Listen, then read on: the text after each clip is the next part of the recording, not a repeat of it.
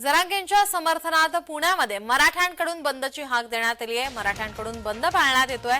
वाघोलीसह पूर्व हवेली तालुका कडकडीत बंद ठेवण्यात आलाय। मनोज जरांगे हे मराठा आरक्षणासाठी उपोषणाला बसलेले आहेत। त्यांच्या उपोषणाचा 6वा दिवस आहे। त्यांची प्रकृती खालावली आहे। त्यांच्या समर्थनार्थ या ठिकाणी पुण्यामध्ये मराठ्यांकडून बंदची हाक देण्यात आली आहे। बंद पाळण्यात आलेला आहे।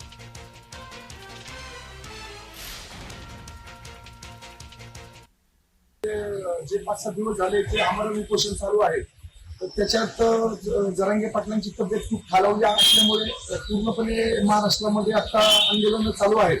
तर त्या अनुषंगाने वाघोलीकरांच्या वतीने सकल मराठा समाजाच्या वतीने कडकडीत बंदचं आवाहन करण्यात आलेलं आहे। तरी सर्व सकल बांधवांना विनंती आहे की ह्या बंदमध्ये स्वयंस्फूर्तीने तुम्ही सहभाग घ्यावा आणि मराठा समाजाला पाठिंबा दर्शवा ही विनंती। धन्यवाद।